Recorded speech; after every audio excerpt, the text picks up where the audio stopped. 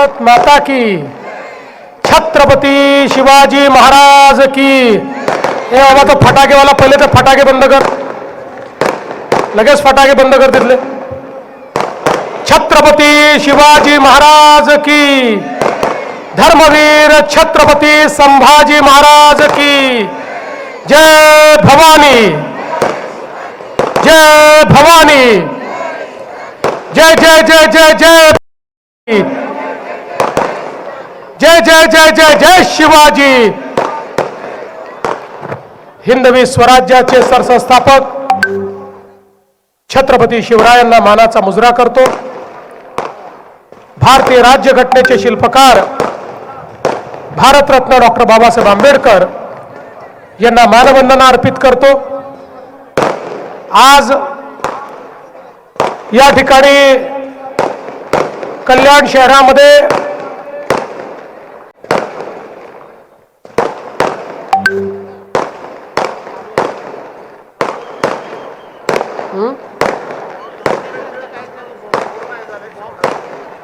Hello, पाणी होता, त्याच्यावर फटाक्यांवर पाणी होता, फटाक्यांवर पाणी होता। अरे जे फटाके 16 तारखेला फोडायचे आजच फोडून राहिले। चल बंद कर रे बाबा, बंद करते। हा जो फटाका आहे ना, एखाद्याचं भाषण खराब करायचं असेल तर लावून द्यायचा।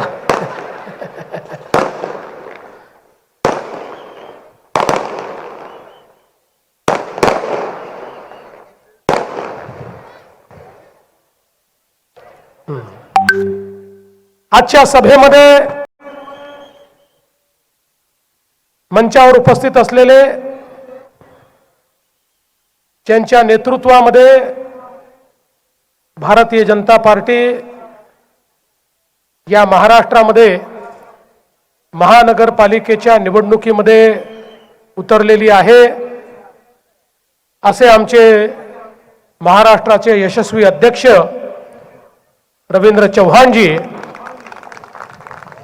आपल्या कल्याणचे लोकप्रिय खासदार श्रीकांत शिंदेजी, आपल्या लोकप्रिय आमदार सुलभाताई गायकवाड, आमदार किसन कथोरेजी, आमदार राजेश मोरेजी, श्रीकांत भारतीय, जगन्नाथराव पाटील, नरेंद्र पवार, सुभाष भोईर, नंदकिशोर परब, गोपाळ लांडगे, नाना सूर्यवंशी, रेखाताई चौधरी, रेखाताई गुंटे, प्रल्हाद जाधव, राहुल दामले, अण्णा रोकडे, दीपेश म्हात्रे, संतोष केणे, मोरेश्वर भोईर, रमेश जाधव, मंचावरील सर्व मान्यवर आणि या ठिकाणी उपस्थित सर्व आमच्या लाडक्या बहिणींनो आणि तितक्याच लाडक्या भावांनो,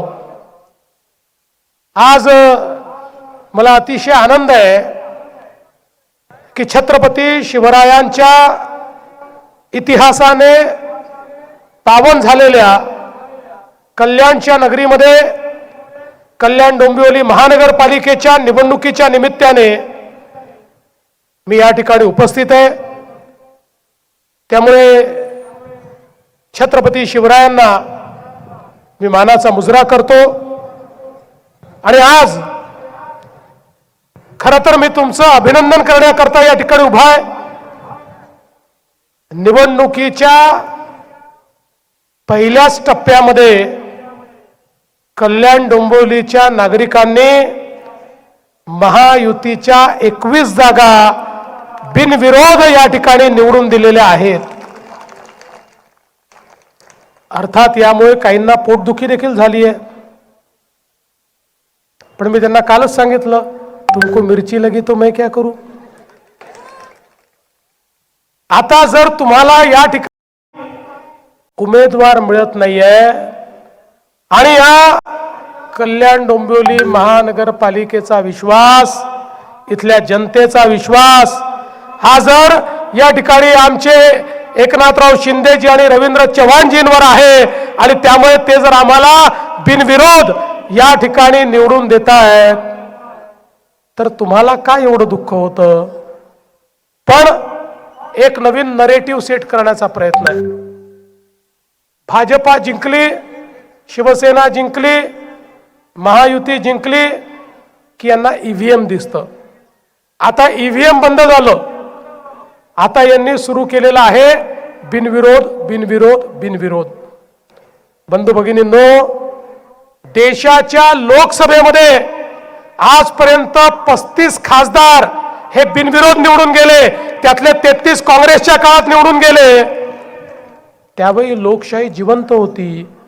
आणि आता कल्याण डोंबिवलीच्या लोकांनी आमचे 21 लोक बिनविरोध निवडून दिले तर लोकशाही पायदळी तुडवण्यात आली, लोकशाहीची हत्या झाली. खऱ्या अर्थानं कुठेतरी या सर्वांनी आरसा पाहण्याची गरज आहे. पण आता तुम्ही इतका जबरदस्त अशा प्रकारचा मॅन्डेट या ठिकाणी दिलाय की आता मागच्याच वेळी तुम्ही जर विचार केला तर भाजप शिवसेना मिळून जवळपास 94 जागा तुम्ही दिल्या होत्या 122 पैकी. आता तर आम्ही एकजूट आहोत, ताकद मोठी आहे, केलेली कामं आहेत. त्यामुळे कल्याण डोंबिवली महानगरपालिकेच्या इतिहासातला सगळ्यात मोठा विजय हा यावेळी मिळाला पाहिजे ही विनंती करण्याकरता मी आलेलो आहे. खरं तर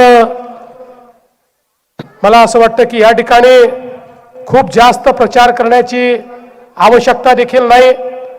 पण मी रवीजींना असं म्हटलं की त्या निमित्ताने शहरामध्ये येऊन या शहरातल्या सगळे आमचे जे लोक आहेत त्यांचं दर्शन घेण्याची संधी मिळते म्हणून मी या ठिकाणी आलो. आणि आपल्याला माहिती आहे की कल्याण डोंबिवली हे केवळ एक शहर नाही किंवा एक महानगरपालिका नाही आहे. या शहरांचं एक आपलं अस्तित्व आहे, आपला एक इतिहास आहे, आपली एक संस्कृती आहे. या शहरांमध्ये ज्या प्रकारे एक मोठा सांस्कृतिक अशा प्रकारचा या ठिकाणी वास आपल्याला पाहायला मिळतो. आणि म्हणून या शहराची जी ओळख आहे ही हिंदुत्ववादी शहर म्हणून या ठिकाणी या शहराची ओळख आहे. आणि मुंबई आणि कल्याण डोंबिवली तर सख्या भावांसारखे आहेत. मुंबई असेल, ठाणे असेल, कल्याण डोंबिवली असेल, या शहरामध्ये आज ज्या प्रकारे गेल्या 10-15 वर्षामध्ये आपण विकास केला तो आपल्या सगळ्यांच्या नजरेसमोर आहे. विशेषतः या देशामध्ये माननीय मोदीजींचं सरकार आल्यानंतर 2014 नंतर पहिल्यांदा देशामध्ये शहरांकडे लक्ष देणं सुरू झालं. यापूर्वी आपल्या देशात एक संकल्पना होती, भारत गावात राहतो, गावाचा विकास म्हणजे देशाचा विकास. संकल्पना चूक नव्हती, पण 70 वर्ष आमच्या राज्यकर्त्यांच्या लक्षात आलं नाही की गावासोबत भारत शहरात देखील राहतो. शहरात राहणारे जे लोक आहेत त्यांच्याही आशा आकांक्षा अपेक्षा आहेत, त्यांनाही काही सोयी हव्या आहेत, त्यांच्याही राहण्याकरता इज ऑफ लिव्हिंग तयार करण्याची आवश्यकता आहे. या भारतामध्ये 70 वर्ष महानगरांच्या क्षेत्राकरता, महानगरपालिकांकरता कोणत्याही योजना तयार झाल्या नाहीत. पण मोदीजी प्रधानमंत्री झाल्यानंतर मोदीजींनी या ठिकाणी शहरांकरता योजना तयार केल्या. मोदीजींनी सांगितलं आपली जी शहरं आहेत ही शहरं रोजगाराचं केंद्र आहे, विकासाचं केंद्र आहे. देशाचा 65% GDP हा शहरात तयार होतो. अन्न, वस्त्र, निवारा, शिक्षण, आरोग्य, रोजगार याकरता लोक शहरामध्ये येतात. शहर विकासाचं इंजिन आहे, त्यामुळे शहराचाही विकास झाला पाहिजे. तिथे राहणारा गरीब, तिथे राहणारा मध्यमवर्गीय, निम्न मध्यमवर्गीय या प्रत्येकाच्या जीवनात परिवर्तन झालं पाहिजे. आणि म्हणून पहिल्यांदा मोदीजींनी या देशामध्ये स्मार्ट सिटी, अमृत सिटी अशा योजना आणल्या. स्वच्छ भारत शहरी योजना, प्रधानमंत्री आवास शहरी योजना अशा अनेक योजना आणून लाखो कोटी रुपये शहराच्या विकासाकरता त्या ठिकाणी दिले. आज आपण पाहू शकतो महाराष्ट्राचा जरी आपण विचार केला तर या महाराष्ट्राला माननीय मोदीजींच्या माध्यमातून जवळजवळ 50,000 कोटी रुपये शहराच्या विकासाकरता मिळाले. आज वेगवेगळ्या शहरांमध्ये पिण्याच्या पाण्याच्या योजना, भुयारी गटाराच्या योजना, या सगळ्या योजना अमृत सारख्या वेगवेगळ्या योजनांच्या माध्यमातून आपण तिथे करतो. आणि म्हणून आता या शहरांना एक आधुनिक चेहरा द्यायचा आहे. गेल्या 10 वर्षात आम्ही हा प्रयत्न केलाय. मग अशी खासदार साहेबांनी सांगितलंय, खरं आहे, जी MMR रिजनचा विकास करण्याकरता आपण तयार केली, ती MMRDA 2014 पूर्वी फक्त मुंबईमध्ये काम करत होती. काही शहरांना छोटं मोठं कर्ज देत होती. या व्यतिरिक्त ते कुठलंही काम त्या ठिकाणी करत नव्हते. पण आपण निर्णय केला. मी मुख्यमंत्री झाल्यानंतर सांगितलं, ही MMRDA बँक नाही आहे. महानगर क्षेत्रातनं पैसा उभा होतो. त्या महानगर क्षेत्रामध्ये मोठ्या प्रमाणात विकास करण्याकरता, तिथल्या विकास योजनांना निधी देण्याकरता, तिथे इन्फ्रास्ट्रक्चर तयार करण्याकरता MMRDA ची निर्मिती झाली आहे. त्यामुळे MMRDA ला आम्ही सांगितलं, महानगराच्या क्षेत्रात देखील आपल्याला पैसा खर्च करावा लागेल. आज मला आनंद वाटतो की मी आणि शिंदे साहेब आम्ही दोघांनी मिळून या MMRDA च्या माध्यमातून MMRDA च्या क्षेत्रात, महानगराच्या क्षेत्रामध्ये 4 लाख कोटी रुपयाची कामं आता सुरू केलेली आहेत. या क्षेत्रामध्ये दळणवळणाची साधनं असतील, या क्षेत्रामध्ये वेगवेगळ्या प्रकारे पिण्याच्या पाण्याच्या योजना असतील, रस्त्यांच्या योजना असतील, मेट्रोची योजना असेल, अशा अनेक गोष्टी या ठिकाणी आपण MMRDA च्या माध्यमातून केल्या. आत्ताच श्रीकांतजी सांगत होते, 3 मेट्रो आपण या कल्याणमध्ये आणतो. संपूर्ण MMRचं क्षेत्र हे मेट्रोचं असं जाळं आपण तयार करतो. आपण बघा, जे पूर्वीचं सरकार होतं त्या सरकारमध्ये 11 वर्षात त्यांनी मुंबईमध्ये 11 किलोमीटरची मेट्रो तयार केली. आपण 5च वर्षात मुंबई आणि MMR रिजनमध्ये 475 किलोमीटरच्या मेट्रोला मान्यता दिली. त्याचं काम सुरू केलं. जवळपास 200 किलोमीटरचं काम पूर्ण होत आहे. मध्यंतरी जर स्थगितीचं सरकार आलं नसतं तर कदाचित आतापर्यंत खूप काम झालं असतं. पण आपल्या आशीर्वादाने पुन्हा आपलं सरकार आलं, शिंदे साहेब मुख्यमंत्री झाले आणि अत्यंत वेगाने ही सगळी कामं आम्ही सुरू केली, ती कामं आम्ही पूर्ण केली. आज मेट्रोचं मोठं जाळं हे या MMRच्या क्षेत्रामध्ये आपण त्या ठिकाणी तयार करतो. यामध्ये आपल्याला कल्पना आहे की आपली लाईफलाईन जी आहे ती आपली लोकल ट्रेन आहे. मुंबईची सबर्बन ट्रेन ही या सगळ्या आपल्या महानगरांची लाईफलाईन आहे.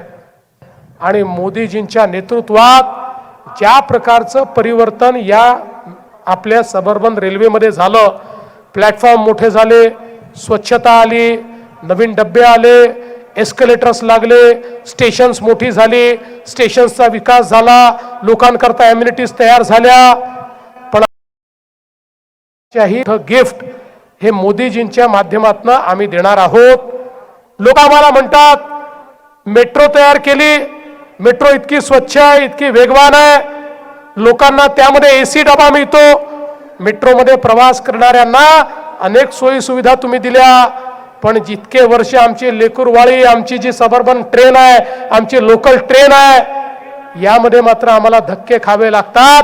आणि म्हणून आपण आता निर्णय केलेला आहे, आपल्या सबर्बन ट्रेनचे जे डब्बे आहेत, या डब्यांनाही आता दरवाजे लागणार आहेत. ते AC होणार आहेत. AC ट्रेन त्या ठिकाणी मेट्रो सारखे कोचेस आपल्या लोकल ट्रेन मध्ये आम्ही आणणार आहोत. पण टाळ्या याकरता वाजवू नका, टाळ्या याकरता वाजवा की हे AC कोच आणल्यानंतरही सेकंड क्लासच्या तिकिटाचे दर 1 रुपयाने देखील वाढणार नाहीत.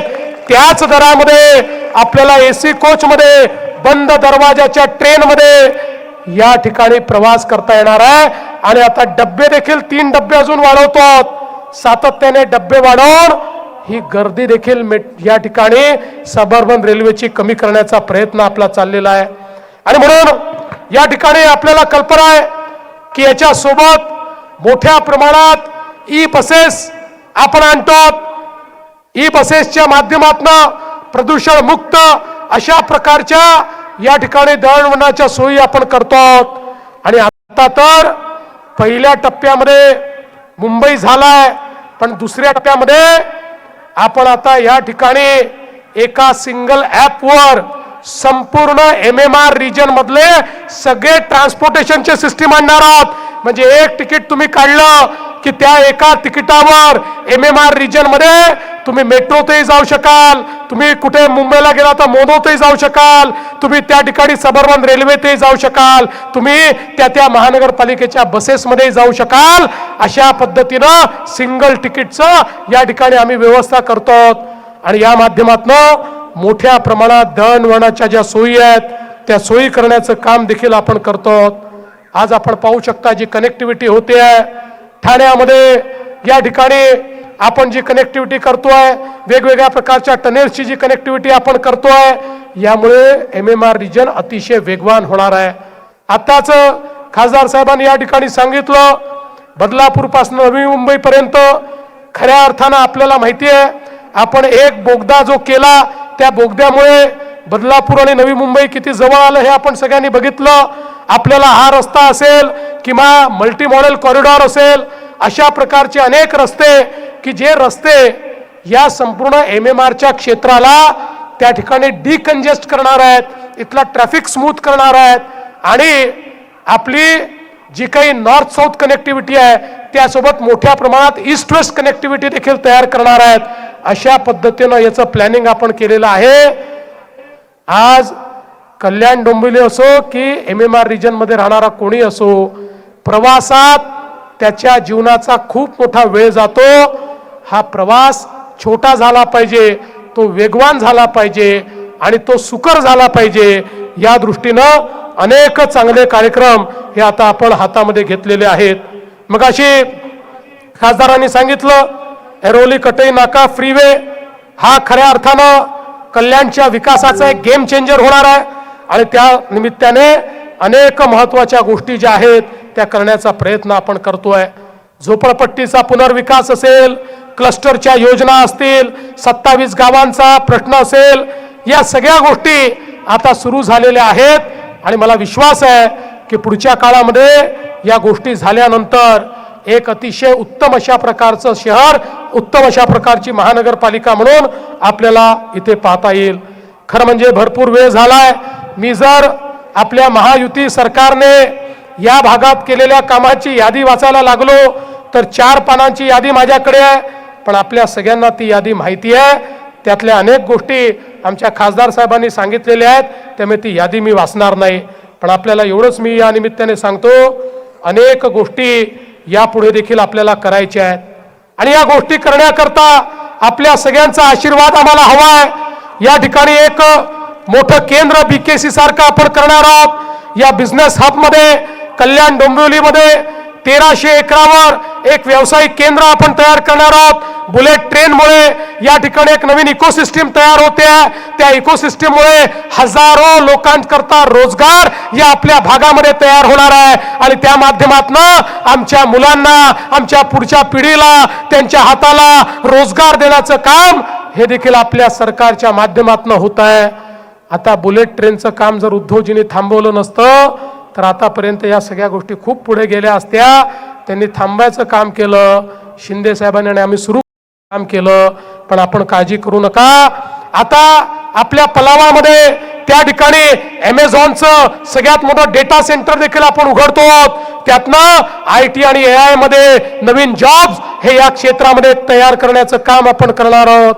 बंधू भगिनींनो, एक प्रकारे आधुनिकतेकडे आपली शहरं नेण्याचा प्रयत्न आमचा आहे, पण आपला आशीर्वाद हा सगळ्यात महत्त्वाचा आहे. आपले प्रश्न आम्हाला माहिती आहेत, त्याची उत्तर देणारे आम्ही लोक आहोत.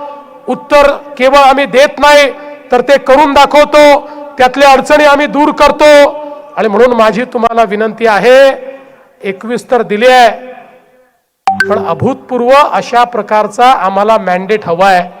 एक असं मॅन्डेट की ज्या मॅन्डेटने सांगितलं पाहिजे की हो, अख्ख्या कल्याण डोंबिवलीचा विश्वास हा केवळ आणि केवळ महायुतीवर आहे. आमचा विकास करणारी केवळ आणि केवळ महायुती या ठिकाणी आहे. आणि म्हणून मी तुम्हाला एवढीच विनंती करतो, येत्या 15 तारखेला मतदान केंद्रावर गेल्यानंतर, आता 21 ठिकाणी तर मतदानच करायचं नाहीये, पण बाकी ज्यांना मतदान करायचं आहे 15 तारखेला मतदान केंद्रात गेल्यानंतर 4-4 मतं द्यायची आहेत. त्यामुळे मशीनवर बघायचं, जिथे कमळ आणि धनुष्यबाणाचं बटन दिसेल ते बटन दाबायचं. बाकी फारशी चिंता करायची नाही. ते बटन दाबून तुम्ही बाहेर यायचं. मी तुम्हाला विश्वास देण्याकरता आलो आहे. 15 तारखेला कमळाची आणि धनुष्यबाणाची चिंता तुम्ही करा. 16 तारखेपासनं तुमची चिंता मी, शिंदे साहेब, आमचे अध्यक्ष या ठिकाणी रवींद्र चव्हाण साहेब, आमचे खासदार, आमचे आमदार, आम्ही सगळे मिळून 5 वर्ष तुमची सेवा करू आणि कल्याण डोंबिवलीला या MMR रिजन मधली सगळ्यात चांगली महानगरपालिका बनवून दाखवू हा विश्वास तुम्हाला देतो आणि माझं बोलणं संपवतो. धन्यवाद. जय हिंद, जय महाराष्ट्र.